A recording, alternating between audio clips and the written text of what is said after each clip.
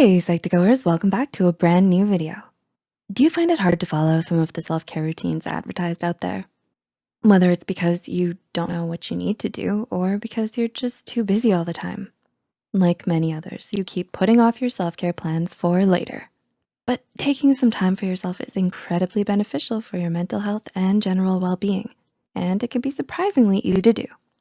Although self-care varies from person to person, certain aspects, such as reducing stress, eating better, and getting enough sleep, serve as the foundation for self-care.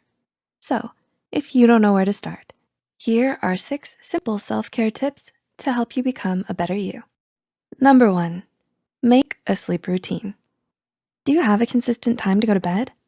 Practicing self-care is easier when you create a routine because it mentally prepares you to disconnect. And it's especially helpful when it comes to going to bed. If you find that you have trouble falling asleep, try to create a plan that prepares you for bedtime. Drinking water before bed or reading a book to wind down are some things you could try. Some even say that dimming the lights before sleeping works well, as it signals your brain to start producing melatonin, the sleep hormone. This tip works great, especially if you spend hours in front of the computer. Number 2, eat mindfully. Are you mindful of what you eat? While working out is also mentioned in self-care articles, what you put into your body is also equally important. Apart from how it affects your physical well-being, it also can play a role in your mental health. Consider the 100 million nerve cells that line your gastrointestinal tract that are in constant communication with your brain. According to an article published in 2017, inflammation of your bowels may be one of the causes of issues like stress, anxiety, and depression. Ultimately, you might want to consider making it your goal to eat better to feel better, rather than only to look better. Number 3, create and enforce boundaries. Do you set boundaries with other people? While some may falsely believe that boundaries exist to deliberately exclude certain types of people from our life, it doesn't. Although it can end up doing that, boundaries primarily exist as a reminder that you need to take care of yourself first. They serve as guidelines for other people on how they should approach and treat you.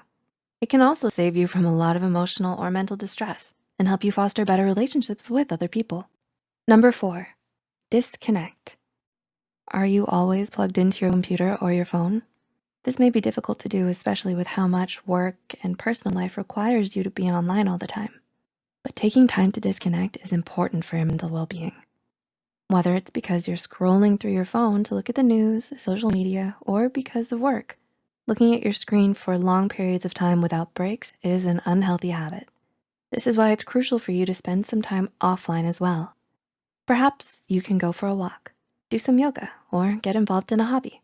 Whatever it is, being disconnected from your screen from time to time can help you clear your mind, relieve stress, and help ground you.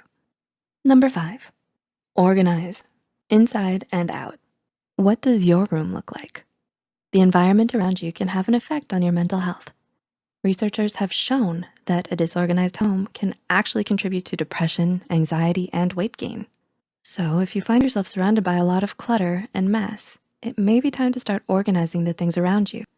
Whether it's following the ways of Marie Kondo by looking at what sparks joy, or just sorting through your things one by one, you can start to take the steps to create a more tidy and clean environment for yourself and your mental well-being.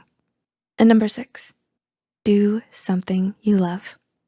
Are there hobbies that you love doing? When most people think about self-care, it's probably something that involves dancing around to your favorite music with a face mask on. While you might think it's cheesy, the point is that you're doing something fun. Ultimately, self-care is about you, so do something that makes you happy. Whether it's reading a book or going for a run. As long as you're not harming yourself or other people, doing something you love and making yourself happy is essential in caring for yourself. Which tip did you find most helpful? Let us know in the comments below. If you found this video helpful, be sure to like, subscribe, and share this video with those who might benefit from it. And don't forget to hit the notification bell icon to get notified whenever Psych2Go posts a new video. The references and studies used in this video are added in the description below. Thanks for watching, and we'll see you in our next video.